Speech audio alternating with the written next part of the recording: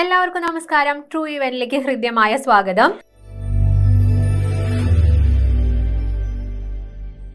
ഇന്നത്തെ ക്ലാസ്സിൽ നമ്മൾ കഴിഞ്ഞ LP UP പരീക്ഷയിൽ UP വിഭാഗത്തിന്റെ ക്വസ്റ്റ്യൻ പേപ്പർ നമ്മളൊന്ന് ഡിസ്കസ് ചെയ്ത് നോക്കാൻ പോവാണ്. ഏതൊക്കെ മേഖലയിൽ നിന്നാണ് ക്വസ്റ്റ്യൻസ് വന്നേ, അതിനെങ്ങനെയാണ് നമ്മൾ സമീപിക്കേണ്ടത് തുടങ്ങിയ കാര്യങ്ങൾ നമ്മൾ നോക്കാൻ പോവാണ്. അപ്പൊ ആദ്യത്തെ ചോദ്യം ഇതായിരുന്നു: യുനെസ്കോയുടെ സാഹിത്യ നഗര പദവി ലഭിച്ച ഇന്ത്യയിലെ ആദ്യത്തെ നഗരം ഏത് എന്നതാണ്. ഇത് നമ്മളുടെ മലയാളവുമായി ബന്ധമുണ്ട്, അതോടൊപ്പം തന്നെ അന്നത്തെ കറന്റ് അഫയേഴ്സും കൂടിയായിരുന്നു. ഒട്ടുമിക്ക ക്വസ്റ്റ്യൻ പേപ്പറിലും ഈ ചോദ്യം വന്നിട്ടുണ്ട് അല്ലെ. നോക്കിയേ, യുനെസ്കോയുടെ സാഹിത്യ നഗര പദവി ലഭിച്ച ഇന്ത്യയിലെ ആദ്യ നഗരം ഏതായിരുന്നു? അത് കോഴിക്കോടാണ്. ഓപ്ഷൻ എ കോഴിക്കോടാണ് ശരിയായ ഉത്തരം. യുനെസ്കോയുടെ സാഹിത്യ നഗര പദവി ലഭിച്ചത് നമ്മുടെ കോഴിക്കോട് ജില്ലയ്ക്കാണ് എന്നോർക്കാം. സാഹിത്യവുമായി ബന്ധപ്പെട്ട ഒരുപാട് സാഹിത്യകാരന്മാരാൽ സമൃദ്ധമായൊരു സ്ഥലം തന്നെയാണ് കോഴിക്കോട് അല്ലെ. അതുകൊണ്ട് തന്നെയാണ് ആ നഗരത്തിന് ഈ പദവി ലഭിക്കാനും കാരണം. ഇനി രണ്ടാമത്തത്, മലനാട്ടു തമിഴിൽ സംസ്കൃതം ചെലുത്തിയ സ്വാധീനമാണ് ഇന്നത്തെ മലയാള ഭാഷയുടെ ഉൽപ്പത്തിക്ക് കാരണമെന്ന് ആദ്യമായി അവതരിപ്പിച്ച് സമർത്ഥിച്ച ഭാഷാ പണ്ഡിതനാര് എന്നതാണ്. നമുക്കറിയാം, നമുക്കൊരു വിഭാഗം തന്നെ പഠിക്കാനുണ്ട്, ഭാഷാപരം എന്നൊരു വിഭാഗമുണ്ട് അല്ലെ. നമ്മുടെ മലയാള ഭാഷയുമായി ബന്ധപ്പെട്ടിട്ട് അതിന്റെ ഉൽപ്പത്തിയുമായി ബന്ധപ്പെട്ടിട്ട് ഒരുപാട് വാദങ്ങളൊക്കെ നിലനിൽക്കുന്നുണ്ട്. സംസ്കൃതജന്യവാദം, ഉപഭാഷാവാദം എന്നൊക്കെ പറഞ്ഞിട്ട് ഒരുപാട് വാദങ്ങൾ നമുക്ക് പഠിക്കാനുണ്ട്.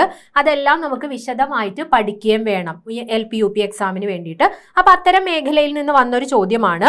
ഇതിൽ മലനാട്ട് തമിഴിൽ സംസ്കൃതം ചെലുത്തിയ സ്വാധീനം അത്തരം രീതിയിൽ നമ്മളോട് പറഞ്ഞത് ഓപ്ഷൻ സി ഇളംകുളം കുഞ്ഞൻ പിള്ളയാണ് അല്ലെ. ഇളംകുളം കുഞ്ഞൻ പിള്ളയാണ് ഈ ഒരു സ്റ്റേറ്റ്മെന്റ് അല്ലെങ്കിൽ ഇത്തരം രീതിയിൽ ഒരു പഠനം നടത്തിയത് അദ്ദേഹമാണ്. മറ്റ് ഓപ്ഷനിൽ തന്നിരിക്കുന്നവരെ കുറിച്ചും ഇദ്ദേഹത്തെ കുറിച്ചുള്ള കൂടുതൽ കാര്യങ്ങൾ നമുക്ക് വിശദമായിട്ട് ഓരോരോ ക്ലാസ്സുകളിലായിട്ട് പഠിക്കാം. ഇനി അടുത്ത ചോദ്യം വന്നിരിക്കുന്നത് ഇതാണ്: വിദ്യാഭ്യാസത്തിലെ ഏറ്റവും പ്രധാനപ്പെട്ട ഘടകം ഏത് എന്നതാണ്. നമുക്കറിയാം, ഈ മലയാളം ബോധനശാസ്ത്രം അടക്കമാണ് അല്ലെ മലയാളത്തിന്റെ 10 മാർക്ക് വരുന്നത്. മിക്കവാറും 2 അല്ലെങ്കിൽ മാക്സിമം പോയാൽ 3 അത്തരം ക്വസ്റ്റ്യൻസ് ആണ് ഈ ബോധനശാസ്ത്രത്തിൽ നിന്ന് വരാറുള്ളത്. ഒട്ടുമിക്ക ക്വസ്റ്റ്യൻ പേപ്പറിലും 2 ചോദ്യങ്ങളാണ് കണ്ടുവരുന്നത്. ഇനിയിപ്പോൾ വരാൻ പോകുന്ന സിലബസിൽ എന്തെങ്കിലും മാറ്റമുണ്ടോ, മാർക്കിൽ എന്തെങ്കിലും മാറ്റമുണ്ടോ എന്നൊന്നും അറിയില്ല. എങ്കിലും നിലവിലെ സിലബസ് വെച്ചിട്ട് നമുക്ക് പഠിച്ചു പോവാം. മലയാളത്തിന് ബോധനശാസ്ത്രം അടക്കം 10 മാർക്കിന്റെ ചോദ്യം. അപ്പൊ നോക്കൂ, വിദ്യാഭ്യാസത്തിലെ ഏറ്റവും പ്രധാനപ്പെട്ട ഘടകം ഏതാണ്? അധ്യാപകൻ, അധ്യേതാവ്, അധ്യയന വിഷയം, അധ്യയന മാർഗം. എനിക്ക് ഇങ്ങോട്ടേക്ക് പറഞ്ഞു തരൂ, ഏതാ ഇതിന്റെ ഉത്തരമായിട്ട് വരുന്നത്? അത് ഓപ്ഷൻ ബി അധ്യേതാവ് എന്നതാണ്. കറക്റ്റ് ആണ്. അധ്യേതാവാണ് ഒരു വിദ്യാഭ്യാസത്തിലെ ഏറ്റവും പ്രധാനപ്പെട്ട ഘടകം. കറക്റ്റ് ആണ്. അടുത്ത ചോദ്യം നോക്കൂ മക്കളെ. കാഞ്ചനക്കൂടിന്റെ അഴികൾ കൊത്തിമുറിച്ച പഞ്ചവർണ്ണ കിളി എന്ന് ഡോക്ടർ M ലീലാവതി വിശേഷിപ്പിച്ചത് ആരെ കുറിച്ചിട്ട് എന്നാണ്. ഡോക്ടർ M ലീലാവതി ഒരുപാട് പേരെ പല പല രീതിയിൽ വിശേഷിപ്പിച്ചിട്ടുണ്ട്. അപ്പൊ അത്തരം വിശേഷണങ്ങൾ എല്ലാം നമ്മൾ പഠിച്ചു വെക്കണം. വിപ്ലവത്തിന്റെ ശുക്രനക്ഷത്രം അങ്ങനെയൊക്കെ പറഞ്ഞിട്ട് ഒരുപാട് വിശേഷണങ്ങൾ നമ്മൾ കേട്ടിട്ടുള്ളതാണ്. ഇത് കാഞ്ചനക്കൂടിന്റെ അഴികൾ കൊത്തിമുറിച്ച പഞ്ചവർണ്ണ കിളി എന്ന് ഡോക്ടർ M ലീലാവതി ആരെയാണ് വിശേഷിപ്പിച്ചേ? ആശാനെയാണോ, കുഞ്ഞിരാമൻ നായരെയാണോ, ചങ്ങമ്പുഴേനെയാണോ, വള്ളത്തോളിനെയാണോ എന്ന് ചോദിച്ചിട്ടുണ്ടെങ്കിൽ ഉത്തരമായിട്ട് വരുന്നത് നമ്മുടെ ഓപ്ഷൻ ഡി ആണ്. വള്ളത്തോളിനെയാണ് ഡോക്ടർ M ലീലാവതി ഇങ്ങനെ വിശേഷിപ്പിച്ചിരിക്കുന്നത്. അപ്പൊ അത് ഓർത്ത് വെച്ചിരിക്കുക. ഇത്തരം രീതിയിലുള്ള വിശേഷണങ്ങളൊക്കെ നമുക്ക് പഠിച്ചു പോവേണ്ടത് അത്യാവശ്യമാണെന്ന് ഇപ്പൊ മനസ്സിലായല്ലോ.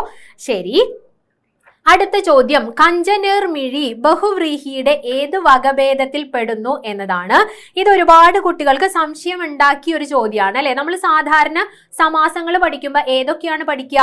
അവ്യഭാവൻ പഠിക്കും, തൽപുരുഷൻ പഠിക്കും, ബഹുവ്രീഹി പഠിക്കും, ദ്വന്ദ്വൻ പഠിക്കും, ദ്വിഗു സമാസം പഠിക്കും. അങ്ങനെ പഠിച്ച് നമ്മൾ പോവാറാണ് പതിവ്. പക്ഷെ ഇത് ആഴത്തിൽ നിന്ന്, ബഹുവ്രീഹിയുടെ ആഴത്തിൽ നിന്നുള്ള ചോദ്യമാണ്. നോക്കൂ, കഞ്ചനീർ മിഴി അത് ഉപമാ ഗർഭമാണോ, ഉപമാ ലുപ്തമാണോ, ഉപമാനലുപ്തമാണോ, അതോ മൂന്നിലും പെടില്ലേ എന്നുള്ളതാണ് നമ്മൾ ആദ്യം മനസ്സിലാക്കി വെക്കേണ്ടത്. ഈ 3 തരത്തിലുള്ള സമാനങ്ങൾ, ഇപ്പൊ ഉപമാ ഗർഭം എന്നാൽ ഇപ്പൊ കഞ്ചനീർ മിഴി നമുക്ക് എങ്ങനെ വിഗ്രഹിക്കാം എന്ന് നോക്കാം. കഞ്ചനത്തിന് നേരായ മിഴിയുള്ളവൾ എന്നാണ് നമ്മൾ പറയാ ട്ടോ. മൈനില്ലേ, മൈന, അതാണ് ഉദ്ദേശിക്കുന്നത്. കഞ്ചനത്തിന് നേരായ മിഴിയുള്ളവളെയാണ് നമ്മൾ എന്തെന്ന് പറയുന്നേ, കഞ്ചനേർ മിഴി എന്ന് പറയുന്നേ. അതായത് അത്രയ്ക്ക് ഭംഗിയുള്ള, അത്രയ്ക്ക് സുന്ദരമായ കണ്ണുകൾ ഉള്ളവൾ എന്നുള്ള അർത്ഥത്തിലാണ്. നമുക്കറിയാം ഒന്ന് പറയുമ്പോൾ മറ്റൊന്ന് ചിന്തിക്കുന്നതാണ് എന്ത്, ബഹുവ്രീഹി സമാസം. കറക്റ്റ് അല്ലേ? കഞ്ചനേർ മിഴി എന്ന് പറയുമ്പോൾ അതിസുന്ദരിയായ കണ്ണുകൾ ഉള്ള ഒരു സ്ത്രീനെയാണ് നമുക്ക് ഓർമ്മ വരിക. അങ്ങനെ ഒന്ന് പറയുമ്പോൾ മറ്റൊന്ന് വന്നാൽ ബഹുവ്രീഹിയാണ്. അതിലിത് ഉപമാ ഗർഭമാണോ, ഉപമാലുപ്തമാണോ, ഉപമാനലുപ്തമാണോ എന്ന് ചോദിച്ചിട്ടുണ്ട്. എപ്പോഴും ശ്രദ്ധിച്ചു വെക്കുക, കഞ്ചനത്തിന് നേരായ മിഴിയുള്ളവൾ എന്നല്ലേ നമ്മൾ പറയുന്നേ. ഇങ്ങനെ നടുവിലായിട്ട് ആ പദം വന്നു ചേരുമ്പോൾ കഞ്ചനത്തിന് നേരായ മിഴിയുള്ളവൾ എന്നർത്ഥത്തിൽ വരുമ്പോൾ ഇത് ഉപമാ ഗർഭമാണ് എന്നോർക്കുക കേട്ടോ. ഉപമാ ഗർഭത്തിനാണ് ഉദാഹരണം. ഇനി ഉപമാലുപ്തം എന്ന് പറഞ്ഞിട്ടുണ്ടെങ്കിൽ ഉപമ ലോപിച്ചു പോകുന്നതാണ്. അടുത്തത് ഉപമാന ലുപ്തമാണെങ്കിൽ എന്തിനോടാണ് ഉപമിക്കുന്നത്, ആ വാക്ക് ലോപിച്ചു പോകുന്നത് എന്നുള്ള അർത്ഥത്തിലാണ് ഉപമാന ലുപ്തം എന്ന് പറയുന്നത്. അതൊക്കെ നമുക്ക് സമാസത്തിന്റെ വരും ക്ലാസ്സുകളിൽ വിശദമായിട്ട് എടുത്തു തരാം. ഇതുപോലെ തന്നെ ദ്വന്ദ്വ സമാസത്തിനും ഉള്ളീന്ന് ചോദ്യങ്ങൾ വരാറുണ്ട്. നമ്മൾ നോർമൽ ആയിട്ട് രണ്ട് പദങ്ങൾക്കും തുല്യ പ്രാധാന്യം വന്നാൽ ദ്വന്ദ്വ സമാസം അത്തരം രീതിയിലാണ് പഠിച്ചു പോകുന്നത്. പക്ഷെ ദ്വന്ദ്വന് തന്നെ ഉള്ളിലേക്ക് ഇറങ്ങിയാൽ സമാഹാര ദ്വന്ദ്വൻ, ഇതരേതര ദ്വന്ദ്വൻ എന്നൊക്കെ പറഞ്ഞിട്ട് വിഭാഗങ്ങളുണ്ട്. അപ്പൊ അതും നമുക്ക് ഡീപ്പായിട്ട് വരുന്ന ക്ലാസ്സുകളിൽ പഠിക്കാം. ഇപ്പൊ ഇതൊന്ന് ഓർത്തു വെച്ചോളൂ. അപ്പൊ ഇത് വ്യാകരണ ഭാഗത്ത് നിന്ന് വന്ന ചോദ്യമാണ്. അടുത്ത നോക്കൂ, ഒരു അധ്യാപകൻ 5-10 കുട്ടികൾ മാത്രമുള്ള ഒരു സംഘത്തെ 5-10 മിനിറ്റ് മാത്രം നീണ്ട കാലയളവിൽ ചെറിയൊരു പാഠഭാഗം പഠിപ്പിക്കുന്ന രീതിയിലുള്ള ബോധന മാതൃകയെ നമ്മൾ എന്തു പറയും എന്നാണ് ചോദ്യം. വ്യക്തിയധിഷ്ഠിത ബോധനം, സംഘബോധനം, സൂക്ഷ്മ നിലവാര ബോധനം, ക്രമീകൃത ബോധനം, ഇതിലേതാണ് കറക്റ്റ് എന്നതാണ് ചോദ്യം. ചെറിയൊരു, നോക്കിക്കേ, 5-10 കുട്ടികൾ മാത്രമുള്ള സംഘത്തെ 5-10 മിനിറ്റ് മാത്രം പഠിപ്പിക്കുന്നതിനെ നമ്മൾ എന്താ പറയാ, എല്ലാവർക്കും അറിയാലോ. ഈ പരീക്ഷയ്ക്ക് തയ്യാറെടുക്കുന്ന എല്ലാവർക്കും അറിയാം ഏതാണ് ഉത്തരമായിട്ട് വരുന്നത്. അത് സൂക്ഷ്മ നിലവാര ബോധനമാണ് അല്ലെ. സൂക്ഷ്മ നിലവാര ബോധനം എന്ന് ബോധനശാസ്ത്രം അല്ലെ, ബോധനപരം എന്ന വിഭാഗത്തിൽ നിന്നാണ് ആ ചോദ്യം വന്നിരിക്കുന്നത്. അടുത്ത നോക്കൂ, 2024 ഏപ്രിൽ മാസത്തിൽ പ്രസിദ്ധീകരണത്തിന്റെ 50-ാം വർഷത്തിലെത്തിയ മലയാള നോവൽ ഏത് എന്നാണ്. ധർമ്മപുരാണം, മയ്യഴിപ്പുഴയുടെ തീരങ്ങളിൽ, വേരുകൾ, അയൽക്കാർ, ഇതിലേതാണ് 2024 ഏപ്രിലിൽ 50-ാം വാർഷികത്തിലെത്തിയത് എന്നതാണ് ചോദ്യം. നമ്മൾ എക്സാമിന് പോണേക്കാൾ മുമ്പ് ജസ്റ്റ് അതൊന്ന് നോക്കി വെക്കണം. പല കൃതികളും അതിന്റെ 50, 100, 125-ാം വാർഷികമൊക്കെ ആഘോഷിക്കുന്ന സമയത്ത് ഇത്തരം ചോദ്യങ്ങൾ കടന്നു വരാറുണ്ട്. അപ്പൊ ജസ്റ്റ് ഏറ്റവും പ്രധാനപ്പെട്ട കൃതികൾ അതിന്റെ വർഷങ്ങളും കൂടെ ഒന്ന് ഓർത്തിരിക്കുന്നത് ഇത്തരത്തിൽ ചോദ്യങ്ങൾ വരുമ്പോൾ നമുക്ക് ആൻസർ ചെയ്യാൻ എളുപ്പമായിരിക്കും. ഇത് പെട്ടെന്ന് ആർക്കും അങ്ങനെ കിട്ടുന്നവരുണ്ടാവാം, എങ്കിലും ഒറ്റ നോട്ടത്തിൽ ചിലപ്പോൾ ഉത്തരത്തിലേക്ക് എത്താൻ സാധിച്ചു എന്ന് വരില്ല. ഓർത്തു വെക്കണം, ഇത് നമ്മുടെ മയ്യഴിപ്പുഴയുടെ തീരങ്ങളിലാണ് അല്ലെ. മയ്യഴിപ്പുഴയുടെ തീരങ്ങളിലാണ് 2024 ഏപ്രിൽ 50-ാം വാർഷികം. നമുക്കറിയാം ദാസൻ എന്ന് പറയുന്ന കഥാപാത്രം എല്ലാവരും വായിച്ചിട്ടുണ്ടാവുമെന്ന് വിചാരിക്കുന്നു. മയ്യഴിപ്പുഴയുടെ തീരങ്ങളിൽ മുകുന്ദന്റെ കൃതിയാണ്. പരീക്ഷയൊക്കെ കഴിഞ്ഞ് ജോലിയൊക്കെ കിട്ടിക്കഴിഞ്ഞിട്ട് എല്ലാവരും വായനയിലേക്ക് പതുക്കെ കടക്കണം. ഒരുപാട് പുസ്തകങ്ങൾ, നോവലുകളായിക്കോട്ടെ ചെറുകഥകളായിക്കോട്ടെ ഇഷ്ടംപോലെ എഴുതി വെച്ചിട്ടുണ്ട്. സമയത്തിനനുസരിച്ച് വായിക്കുക. അത് നമ്മളെ മറ്റൊരു തലത്തിലേക്ക് കൊണ്ടുപോകും അല്ലെ. വായന നമ്മളെ മറ്റൊരു ലെവലിലേക്ക് കൊണ്ടുപോകും എന്നുള്ളതാണ് ഏറ്റവും നല്ലത്. നമ്മുടെ ഭാവന വളരും എന്നുള്ളതാണ്. ഒരു ഫിലിം കാണുന്ന പോലെയല്ലല്ലോ, നമ്മൾ വായിക്കുമ്പോൾ നമ്മൾ സ്വയമേ സൃഷ്ടിച്ചെടുക്കുകയാണ് അല്ലെ അതിലെ. അപ്പൊ അതൊരു നല്ല കാര്യമാണ്. എല്ലാവരും വായനയിലേക്കൊക്കെ കടക്കണം കേട്ടോ ജോലി കിട്ടി കഴിയുമ്പോൾ. അടുത്ത നോക്കിയടാ, താഴെ കൊടുത്തിരിക്കുന്ന വാക്കുകളിൽ ശരിയായവ ഏതെല്ലാം എന്നതാണ് പദശുദ്ധിയുമായി ബന്ധപ്പെട്ട ചോദ്യമാണ്. നോക്കിക്കോളൂ. ആദ്യത്തെ വാക്ക് അടിമത്വം എന്നാണ് കൊടുത്തിരിക്കുന്നത്. നമുക്ക് എല്ലാവർക്കും അറിയാം സംസ്കൃത പദങ്ങളോടൊപ്പമാണ് നമ്മൾ എന്ത് ചേർക്കുന്നേ, ത്വം ചേർക്കുന്നേ. ഇവിടെ നമുക്ക് സംസ്കൃത പദം അല്ല, അടിമത്തം എന്നാണ് നമ്മൾ പറയാ. രണ്ടാമത്തെ വാക്ക് യാദൃച്ഛികമാണ്. യാദൃച്ഛികം എന്ന വാക്ക് ഞാൻ എപ്പോഴും പറയാറുണ്ട്, യാദൃച്ഛികത്തിന് അച്ഛന്റെ ഛായാണ് എന്നല്ലേ നമ്മൾ പറയുന്നേ. യാദൃച്ഛികമായി അച്ഛനെ കണ്ടു, അല്ലെങ്കിൽ അച്ഛൻ്റെ ഒരു അടി കിട്ടിയപ്പോ വിദ്യുത് ശക്തി കടന്നുപോയി. അപ്പോ യാദൃച്ഛികം, ഐച്ഛികം, വിദ്യുത് ശക്തി, അനൈച്ഛികം എന്ന് പറയുന്നതൊക്കെ ഏത് ചായാണ്? അച്ഛന്റെ ചായാണ് എന്ന് ഓർത്തു വെക്കണം.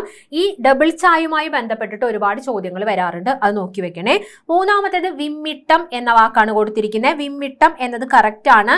എൻ്റെ ഇവിടെ ഒരു വിമ്മിഷ്ടം എന്ന് നമ്മൾ പറയുമെങ്കിലും വിമ്മിഷ്ടം അല്ല, വിമ്മിട്ടമാണ്, ഓർത്തു വെക്കുക. ഇനി നാലാമത്തെ വാക്ക് പ്രവൃത്തി എന്നാണ് പറയുന്നത്. അങ്ങനെയാണോ ആ വാക്ക് എഴുതണ്ടേ? അല്ല. എങ്ങനെയാ എഴുതണ്ടേ? പ്രവൃത്തി എന്നാണ് എഴുതണ്ടേ. പ്രവൃത്തി. നേരെ മറിച്ച് പ്രവർത്തിക്കുക എന്നാണെങ്കിൽ നമുക്ക് ഇങ്ങനെ എഴുതാൻ പറ്റും, പ്രവർത്തിക്കുക. പക്ഷെ പ്രവൃത്തി എന്നാണ് എഴുതേണ്ടത്. അപ്പൊ ഇതിൽ ഏതാ ശരിയായത്? 2ഉം 3ഉം ശരിയാണ്. 2ഉം 3ഉം ശരി എന്ന് പറയുമ്പോൾ ഓപ്ഷൻ സി ആണ് കറക്റ്റ് ആയിട്ടുള്ളത്. അപ്പൊ പദശുദ്ധിയുമായി ബന്ധപ്പെട്ടിട്ട് PSC ആവർത്തിക്കാറുള്ളതും അല്ലാത്തതുമായ ചോദ്യങ്ങൾ എന്തായാലും പഠിച്ചു വെച്ചിരിക്കണം. അടുത്ത നോക്കിയേ, വാസനാ വികൃതി എന്നത് ചെറുകഥ ആദ്യമായി പ്രസിദ്ധപ്പെടുത്തിയത് ഏത് മാസികയിലാണ് എന്നതാണ് ചോദ്യം. വാസനാ വികൃതി ആരുടേതാണ്? വേങ്ങയിലാണ് അല്ലെ. നോക്കിയ വിദ്യാവിനോദിനി, വിദ്യാവിലാസിനി, ഭാഷാപോഷിണി, ആത്മപോഷിണി, ഇങ്ങനെ 4 കൃതികൾ കൊടുത്തിട്ടുണ്ട്. ഇതിൽ ഏതിലാണ് വാസനാ വികൃതി ആദ്യമായിട്ട് പ്രസിദ്ധീകരിച്ചേ എന്നതാണ് ചോദ്യം. അത് ഓപ്ഷൻ എ വിദ്യാവിനോദിനിയിലാണ് കേട്ടോ. നമ്മളെ കൺഫ്യൂസ് ചെയ്യിപ്പിക്കാൻ വേണ്ടിയിട്ടാണ്. വിദ്യാവിലാസിനി നമ്മൾ എപ്പോഴെങ്കിലും ഒക്കെ വായിച്ചു വിട്ടിട്ടുണ്ടാവും, വിദ്യ വെച്ചിട്ട് എന്തോ ആണല്ലോ എന്ന് തോന്നും. അപ്പൊ നമ്മളെ കൺഫ്യൂഷൻ ആക്കാൻ വേണ്ടിയിട്ടാണ് അങ്ങനത്തെ ഓപ്ഷൻസ് ഇട്ടിരിക്കുന്നത്. വിദ്യാവിനോദിനിയിലാണ് വാസനാ വികൃതി എന്ന ചെറുകഥ ആദ്യമായിട്ട് പ്രസിദ്ധപ്പെടുത്തിയത്, ഓർത്തു വെച്ചിരിക്കുക. ഇനി നോക്കൂ, പെൺമണി വദനം കണ്ടാൽ വെൺമതി രണ്ടെന്നു മേവിടുന്ന മനം, ഉണ്മ നിനച്ചതിലെല്ലാം വെൺമതിരുണ്ടെന്ന് മേവിടും നമനം. ഇതിലെ അലങ്കാരം ഏത് എന്നതാണ് ചോദ്യം. നമ്മുടെ സിലബസിൽ വ്യക്തമായിട്ട് അലങ്കാരങ്ങളെ കുറിച്ചൊക്കെ പറയുന്നുണ്ട്, പക്ഷെ അധികം അങ്ങനെ ചോദിച്ചു കാണാറില്ല. കഴിഞ്ഞ തവണ ചോദിച്ചു, ഇപ്പൊ ഇതിൽ അലങ്കാരം ചോദിച്ചു. അതുകൊണ്ട് നമ്മൾ എന്ത് ചെയ്യണം? മലയാളം പഠിക്കുമ്പോൾ സിലബസിൽ തന്നിട്ടുള്ള എല്ലാ മേഖലകളും, പ്രത്യേകിച്ച് മലയാളത്തിന്റെ കാര്യമായോണ്ട് നമ്മുടെ സാഹിത്യവുമായി ബന്ധപ്പെട്ടിട്ടുള്ളത്, ഭാഷാപരവുമായി ബന്ധപ്പെട്ടിട്ടുള്ളത്, ബോധനശാസ്ത്രവുമായി ബന്ധപ്പെട്ടിട്ടുള്ളത് എല്ലാ മേഖലകളും നമ്മൾ പഠിച്ചിരിക്കണം. ഇത് അലങ്കാരത്തിൽ നിന്നാണ് ചോദ്യം വന്നിരിക്കുന്നത്. ഇവിടുത്തെ അലങ്കാരം ഏതാന്ന് ചോദിച്ചിട്ടുണ്ടെങ്കിൽ അത് ഓപ്ഷൻ സി യമകം എന്നതാണ്. അതിനോരോ ലക്ഷണങ്ങളും കാര്യങ്ങളും ഒക്കെ ഉണ്ട്. അതൊക്കെ വിശദമായിട്ട് നമുക്ക് വരും ക്ലാസ്സുകളിൽ പഠിക്കാം എന്നുള്ളതാണ്. അപ്പോൾ അവർ തന്നിരിക്കുന്ന രീതിയിൽ തന്നെയാണ് ക്വസ്റ്റ്യൻസ് വന്നിരിക്കുന്നത്. അതോടൊപ്പം തന്നെ SCERTയിലെ വരികളുടെ പ്രാധാന്യം ഒന്നുകൂടി എടുത്ത് പറയാണ്. അപ്പൊ എല്ലാവരും നന്നായിട്ട് സിലബസ് മനസ്സിലാക്കുക, അത് പ്രിന്റ് എടുത്ത് വെക്കുക, അത് കവർ ചെയ്യുന്ന രീതിയിൽ ഡേ ബൈ ഡേ ആയിട്ട് പഠിച്ചു പോയാൽ 2017 സിമ്പിൾ ആയിട്ട്, 2027 നമുക്ക് സിമ്പിൾ ആയിട്ട് എക്സാം ക്രാക്ക് ചെയ്യാൻ സാധിക്കും. അപ്പൊ ഹാപ്പി ലേണിംഗ്. Thank you.